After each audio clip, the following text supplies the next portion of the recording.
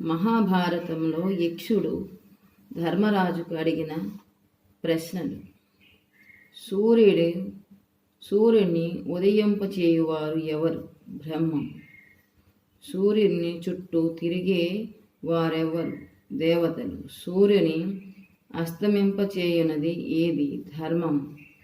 సూర్యుడు దేని ఆధారంగా నిలిచి ఉన్నాడు? సత్యం. మానవుడు దేని వలన శ్రోత్రియుగుడను? వేదం. మానవుడు దేని వలన మహత్తును పొందును? తపస్సు. మానవునికి సహాయపడునది ఏది? ధైర్యం. మానవుడు దేని వలన బుద్ధిమంతుడగును? పెద్దలను సేవించుట వలన. మానవుడు మానవత్వమును ఎట్లా పొందును? అధ్యయనము వలన. మానవునికి సాధుత్వాలు ఎట్లా సంభవిస్తాయి? తపస్సున వలన. సాధువు భావము శ్రేష్టాచార భ్రష్టత్వం వల్ల అసాధు భావము సంభవించును. మానవుడు మనుష్యుడెట్లా అవుతాడు? మృత్యు భయము వలన. జీవన్ మృత్యుడెవరు? దేవతలకు, అతిథులకు, పితృదేవతలకు, సేవకులకు పెట్టకుండా తినువాడు. భూమి కంటే భారమైనదేది? జనని. ఆకాశం కంటే విశాలమైన వారు ఎవ్వరు? తండ్రి. గాలి కంటే వేగవంతమైనది మనస్సు. మానవునికి సజ్జనత్వం ఎలా వస్తుంది? ఇతరులు తన పట్ల ఏ పని చేస్తే, ఏ మాట మాట్లాడితే తన మనస్సుకు బాధ కలుగుతుందో తాను ఇతరుల పట్ల కూడా ఆ మాటలు మాట్లాడకుండా ఎవడు ఉంటాడో అట్టి వానికి సజ్జనత్వం వస్తుంది. తృణం కంటే దట్టమైనది ఏది? చింత. నిద్రలో కూడా కన్ను మూయనిది ఏది? చేప. రాజ్యమేలేవాడు దైవత్వం ఎలా పొందుతాడు? అస్త్ర విద్యతో. రాజ్యాది నేతకు సజ్జనత్వం ఎలా కలుగుతుంది? యజ్ఞం యాగాదులు చేయుట వలన. జన్మించిన ప్రాణం లేనిది గుడ్డు. రూపం ఉన్న హృదయం లేనిదేది? రాయి. మానవుడికి దుర్జనత్వం ఎలా వస్తుంది? శరణు జొచ్చిన వారిని రక్షించకపోవడం వల్ల. ఎల్లప్పుడూ వేగంగా లేదేది? నది. రైతుకు ఏది ముఖ్యం? వాన. బాటసారికి, రోగికి, గృహస్థునకు, చనిపోయిన వానికి బంధువులెవ్వరు? స్వార్థం. వైద్యుడు, శిలావతి మరియు అనుకూలవతి అయిన భార్య, సుకర్మ వరుసగా బంధువులు. ధర్మానికి ఆధారమేది? దయ దాక్షిణ్యం. కీర్తికి ఆశ్రయమేది? ధ్యానం. దేవలోకానికి దారి ఏది? సత్యం. సుఖానికి ఆధారమేది? శీలం. మానసిక దైవిక బంధువులెవ్వరు? భార్యాభర్తలు. మానసిక ఆత్మ ఎవ్వరు? కుమారుడు. మానవునికి ఆధారమేది? మేఘం. మనిషి దేని వల్ల సంతసించును? దానం. లాభాల్లో గొప్పది ఏది? ఆరోగ్యం. సుఖాల్లో గొప్పది ఏది? సంతోషం. ధర్మాల్లో ఉత్తమమైనది ఏది? అహింస. దేనిని నిగ్రహిస్తే సంతోషం కలుగుతుంది? మనస్సు. ఎవరితో సంధి చేయవద్దు? సజ్జనులతో. ఎల్లప్పుడూ తృప్తిగా పడి ఉండేదేది? యాగకర్మ.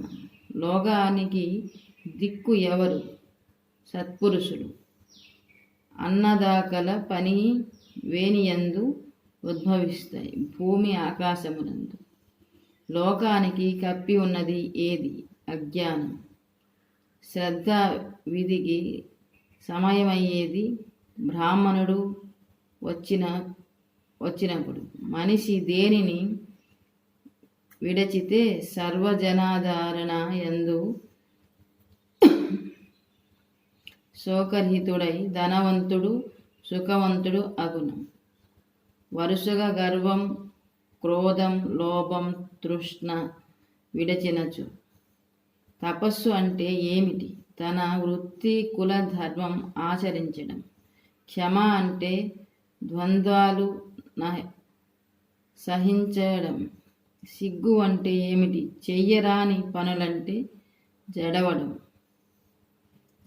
సర్వదాని ఎనుదగు వాడెవ్వడు. ప్రియప్రియరాలను సుఖదుఖాలను సమానంగా ఎంచువాడు. జ్ఞానం అంటే ఏమిటి? మంచి చెడ్డల్ని గుర్తించగలగడం. దయ అంటే ఏమిటి? ప్రాణులన్నింటినీ సుఖము కోరడం. అర్జవం అంటే ఏమిటి? సదా సమభావం కలిగి ఉండడం. సోమరితనం అంటే ఏమిటి? ధర్మకార్యమును చెయ్యకుండుట. దుఃఖం అంటే ఏమిటి? అజ్ఞానం కలిగి ఉండడం. ధైర్యం అంటే ఏమిటి? ఇంద్రియాలను నిగ్రహించుకోవడం.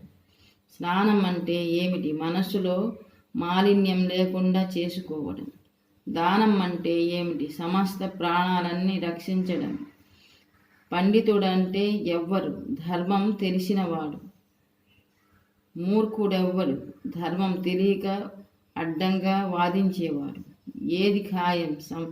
సంసారానికి కారణమైంది. అహంకారం అంటే ఏమిటి? అజ్ఞానం. డంబం అంటే ఏమిటి? తన గొప్ప తానే చెప్పుకోవటం. ధర్మం అధర్మం కామం ఎక్కడ కలియును? తన భార్యలో, తన భర్తలో. నరకం అనుభవించే వారెవ్వరు? ఆశ పెట్టి ధనం ఇవ్వని వాడు. పేదల్ని, ధర్మ శాస్త్రాన్ని, దేవతల్ని, పితృదేవతల్ని ద్వేషించేవాడు. దానం చెయ్యనివాడు. బ్రహ్మానత్వం ఇచ్చేది ఏది? ప్రవర్తన మాత్రమే. మంచిగా మాట్లాడేవాడికి ఏమి దొరుకుతుంది? మైత్రి. ఆలోచించి పనిచేసేవాడు ఏమవుతాడు? అందరి ప్రశంసను పొంది గొప్పవాడవుతాడు. ఎక్కువ మంది మిత్రులు ఉన్నవాడు ఏమవుతాడు? సుఖపడతాడు. ఎవడు సంతోషంగా ఉంటాడు? అప్పు లేనివాడు. తనకున్న దానిలో తిని తృప్తి చెందేవాడు. ఏది ఆశ్చర్యం? ప్రాణాలు ప్రతిరోజు మరణిస్తూ ఉండడం చూస్తూ మనిషి తానే శాశ్వతంగా ఈ భూమి మీద ఉండి పోతాననుకోవడం. లోకంలో అందరికన్నా ధనవంతుడెవ్వరు? ప్రియమా అప్రియమా, సుఖమా దుఃఖమా మొదలైన వాటిని సమంగా చూసేవాడు. స్థితవజ్రుడని ఎవరు అంటారు? నిందా స్థుతులందు, శీతోష్ణ దూతలందు, కలిమిలేములందు, సుఖ దుఃఖములందు సముడై లభించిన దానితో సంతృప్తుడై అభిమానాన్ని విడిచి సర్గాలను జయించి స్థిర బుద్ధి కలవాడై ఎవరైతే ఉంటాడో వానిని స్థితప్రజ్ఞులు అంటారు. యక్షుడు ధర్మనందన, నీ జవాబులు నన్ను ఆనందపరిచినవి. నీ తమ్ములతో ఒకరిని బ్రతికించదని. ఎవరిని బ్రతికించదో చాలో చెప్పు. ధర్మరాజు. నకులుని బ్రతికించు. యక్షుడు. భీమార్జునుడు వదిలి ఈ నకుల్ని ఎందుకు ఎంచుకున్నావు? ధర్మరాజు. మాద్రి, కుంతి అని ఇద్దరు తల్లులు మాకు. కుంతి కొడుకులలో జ్యేష్ఠుడను నేను బ్రతికి ఉన్నాను. కావున మాద్రి సుతులతో కూడా జ్యేష్ఠుడు ఉండవలను కదా. యక్షుడు. ధర్మరాజు. అర్థం కాక ములు కంటే దయ ధర్మాలకే ప్రాముఖ్యతనిచ్చావు కనుక నీ తమ్ములను నలుగురిని బ్రతికించనున్నాను అన్నాడు యక్షుని రూపంలో ఉన్న యమధర్మరాజు. ఆ మాటలకు ధర్మరాజు ఎంతో ఆనందించాడు.